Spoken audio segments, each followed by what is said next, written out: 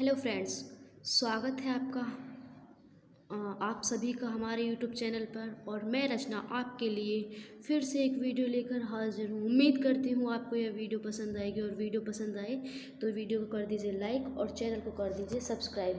तो चलो आज हम टॉपिक पढ़ने वाले हैं समास। बेसिकली समास का शाब्दिक अर्थ होता है संक्षेप, यानी कि संक्षेपीकरण। जैसे कि कोई शब्द होता है, स्क्रीन पे आप देख रहे होंगे समास। तो समास का अर्थ है शब्दों के संक्षेपीकरण को समास कहते हैं।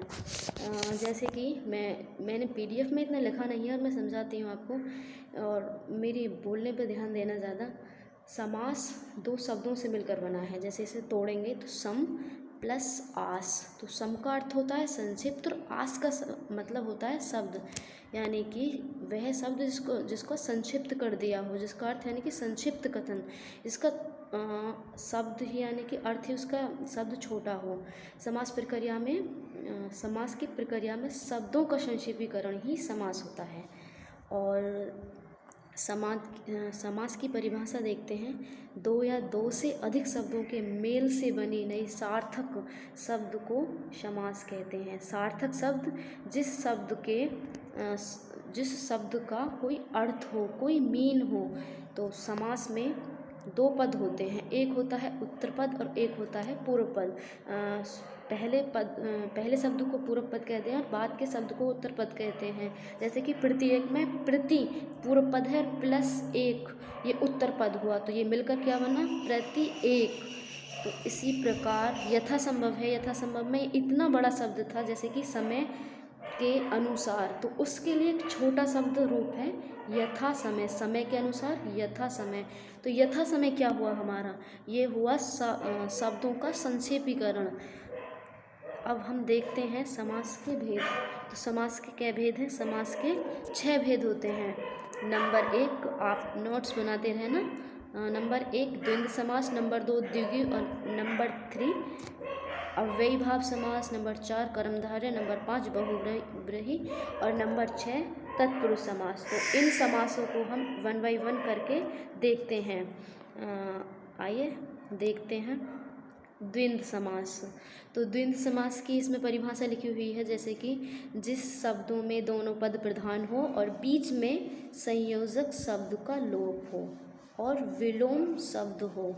जैसे कि विलोम शब्द, जैसे कि एग्जाम्पल लिखा हुआ है माता पिता, तो दोनों ही अपोजिट हैं, माता और पिता दोनों का विलोम है। और फिर दूसरा एग्जाम्पल है सुख और दुख, सुख और दुख दोनों ही विलोम हैं। तो इसमें क्या होता है, जैसे कि मैंने अभी वीडियो में कुछ देर पहले बताया था कि इसमें पूर्व पद और उत्तर पद प्रधान होते हैं, पूर्व पद और उत्तर पद होते हैं। तो इसमें क्या है, द्वंद्व समास में मैंने लिखा नहीं है, बताती हूँ। द्वंद्व समास में दोनों पद प्रधान होते हैं। तो इस द्वंद्व में क्या होता है, दोनों पद प्रधान होते हैं। इसमें ज़्यादातर एग्जाम्पल क्या होते हैं, अपोजिट होते हैं, और बीच में कारक चिन्ह क्या होता है, और होता है। जैसे माता पिता, सुख दुख, और सुख दुख जैसे कि कोई भी अपोजिट हो, कोई भी आप ले सकते हैं। मैंने इतने एग्जाम्पल नहीं डाले हैं, जैसे कि नदी या नाले हो, या पाप या पुण्य हो, गुण दोष हो, देश विदेश हो, ऊंचा नीचा हो। जितने भी अपोजिट शब्द होते हैं, अपोजिट होने चाहिए। इन्हें हम क्या कहते हैं, द्वंद्व समास कहते हैं। और चलो ये तो हुआ। अब दूसरा देखते हैं द्विगु समास। तो द्विगु समास में क्या है, इसकी परिभाषा देखते हैं।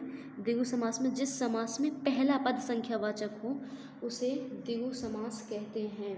संख्यावाचक जैसे कि आप एग्जाम्पल में देख रहे हैं, सप्तद्वीप, तो 7 द्वीपों का समूह हो।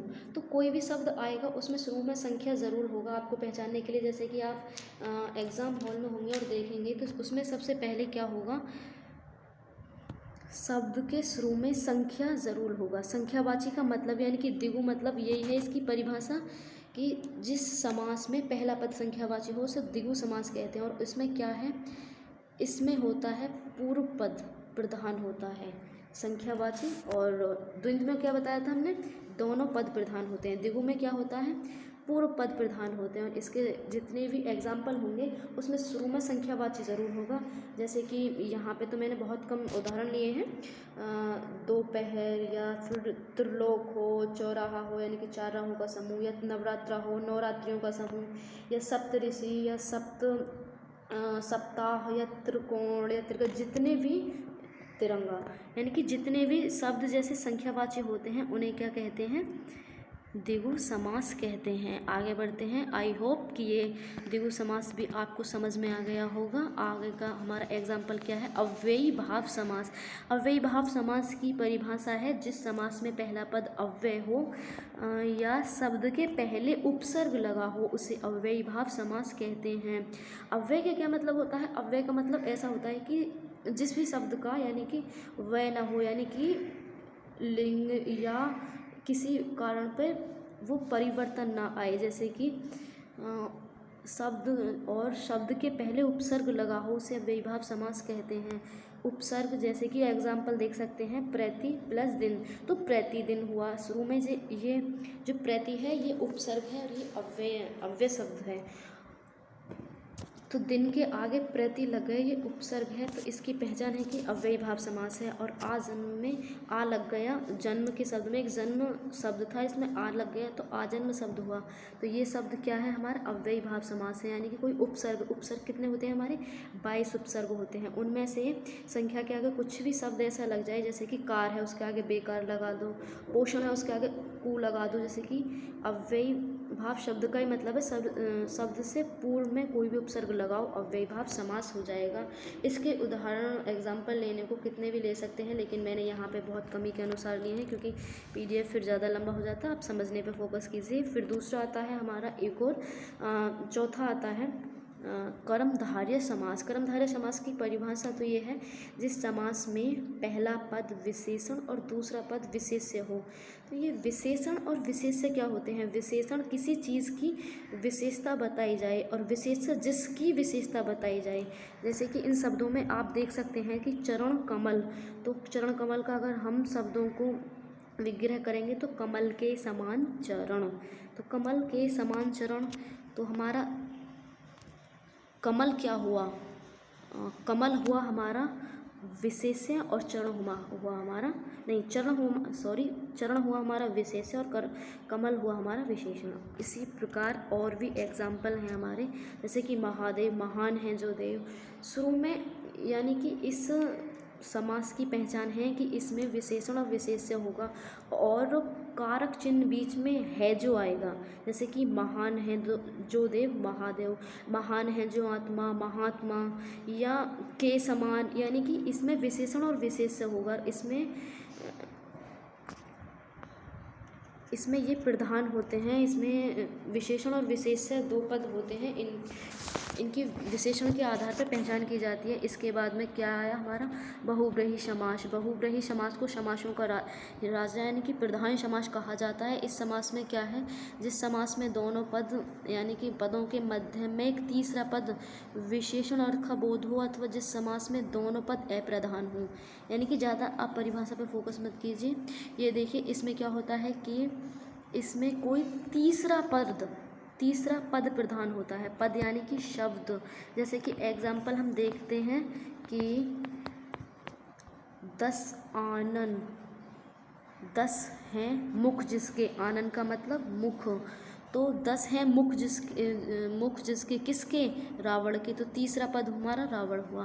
और लंबोदर, लंबा है उदर जिसका, किसका, अर्थात गणेश जी, तो इसमें तीसरा पद प्रधान होता है। महावीर, महान है जो वीर, अर्थात कौन हो सकते हैं, जैसे कि हनुमान जी, तो उनके लिए ही इसमें तीसरा पद प्रधान होता है। ज़्यादातर इसमें क्या होता है कि प्रियवाची शब्द होते हैं बहुब्रीहि शब्द में, और तत्पुरुष समास जिसमें दूसरा पद प्रधान होता है, उत्तर पद प्रधान या कारक चिन्ह का लोप होता है। बेसिकली इसमें क्या होता है, कारक होते हैं, जैसे कि व्याकरण में एक कारक अलग से चैप्टर है जिसमें 8 कारक होते हैं, लेकिन तत्पुरुष समास में 6 कारक होते हैं। कर्ता ने कर्म को कर्ण से संप्रदान के लिए अपादान से संबोधन का की, और ये होते हैं। तो इसमें 6 होते हैं, जैसे कि एग्जाम्पल में देख सकते हैं, धनहीन धन से हीन, गौशाला गौ के लिए शाला। तो ये बीच में से के लिए और को अब के लिए, ये जितने भी आते हैं का की के रे रा री रे, ये सारे हमारे अपादान कारक होते हैं। और इन कारकों में जितने भी इसमें कारक आते हैं ये बेसिकली तत्पुरुष समास के होते हैं। और तो हमारी ये वीडियो यहीं पे ही समाप्त होने वाली है। और अगली वीडियो में हम कुछ इन समास के ऊपर क्वेश्चन लेके आने वाले हैं। तो कमेंट करके बताइए आपको हमारी वीडियो कैसी लगी, और वीडियो अच्छी लगी हो तो लाइक कर दीजिए और चैनल को सब्सक्राइब करिए। इसी तरह की वीडियो, इससे भी अच्छे हम यूट्यूब पर लाते रहेंगे। तो वीडियो वॉचिंग करने के लिए thank you, bye bye, good bye.